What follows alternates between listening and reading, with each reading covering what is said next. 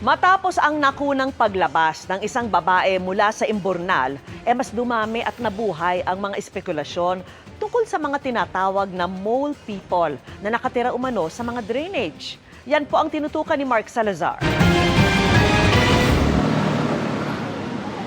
Totoo ba o urban legend lang na meron daw mole people kung tawagin o yung mga naninirahan umano sa dugtong-dugtong na mga sewer pipes ng syudad sa ilalim ng Makati Business District? Nagsimula ito sa viral photo ng babaeng lumabas sa drainage na ito sa kanto ng Rufino at Adelantado Streets, San Lorenzo, Makati noong Lunes.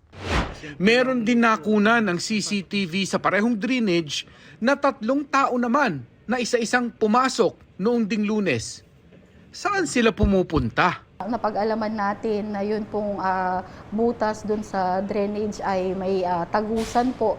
Napag-alaman natin na ang tagus pala nito ay sa Pio del Pilar po, sa creek. Nakipag-ugnayan yung investigation natin sa Substation 3 para sila po ang makipag-ugnayan sa mismong barangay po ng Pio at magawa po kung ano yung mga dapat na gawin po doon tulad po ng rescue operation. Pwede palang gumapang mula sa drainage sa Rufino na 450 meters para makalabas sa lagusang ito sa creek ng De La Rosa, kanto ng Amorsolo, Barangay Pio del Pilar. Nag-abang kami ng lalabas na tao sa lagusan sa creek pero wala kaming natimingan. Pero nakuna ng photographer na si William ang ilang lalaki na lumalabas sa concrete culvert ng creek. Sabi raw ng mga lalaki sa kanya, pahingahan lang nila ang culvert at hanggang bungad lang naman sila. When they're spotted in canals or in other drainages in the area or in the city, it's often when they're hiding from the heat, the elements, or just trying to rest. That is what they claim. That you can't pass through the culverts. Pulis ang nagsabing tagusan ang mga sewer pipes sa lugar na ito. Pag pumasok ka dito, makakadaan ka, makakabagtas ka, makakalabas ka ng hanggang doon sa may Adelantado Street, doon sa may Rufino.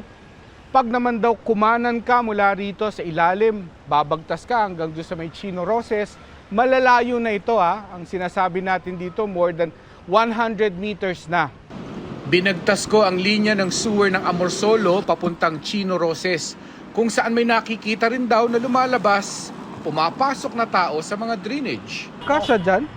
Kasya, maliliit lang naman yung cabin. Dito kayo may nakukitang lumaba. Kanina lang. Galing na ano yun, ayan, bigat. Ayan, kasya. Wow, paano? Paano ka lulusot dyan? Pinasok ko ang cellphone camera para silipin ang loob. Talagang makipot yung spasyo Hindi ko ma-imagine kung paanong kakasya ka doon. Kakasya siguro pwede, pero yung paano ka kikilos sa loob, yun yung hindi ko maintindihan kung paano gagawin ng kung sino mang nangangalakal na pumapasok daw dito sa mga drainage na ganito. Gaya ng drainage sa Rufino, bakbak din at pinaluwag ang entrada sa ilang mga drainage sa kahabaan ng Amorsolo. Ito, kasi dapat buo yung simento, dudulas ang tubig dyan, so binakbak ang kalahati para magkasya ang tao. Maraming spekulasyon kung anong ginagawa ng mga mangangalakal sa ilalim. Pero walang pruweba ang investigasyon ng pulis sa alinmang bintang. Mga gamit lamang po na simple tools ang nakuha doon tulad po ng plies, ng screwdriver, ng wrench. Wala naman po maliban doon sa mga iba pa mga damit po. Maaring yun po ay ginamit po nila para unti-unti pong palakihin yun at mapasukan po nila yung mismong drainage po. Wala naman po doon indikasyon o ebidensya po na merong bumabatak sa lugar na yun. Parang imposible. Imposibleng tumira sa mga concrete culverts na ito sa loob. Bakit? Kasi pag tag-ulan, nagpupunta kami dito, tumataas ang tubig dito sa mga creek na ito. Imposibleng tumira. O kahit tumambay man lang pag tag-ulan.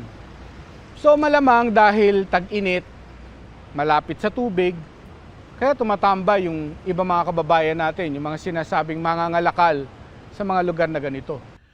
Kung may illegal mang ginagawa sa ilalim ang mga mole people o nagpapahinga lang, ni-request na rin ng Makati PNP sa City Hall na gawa ng engineering intervention ang mga drainage at sewer para hindi napapasok ng tao.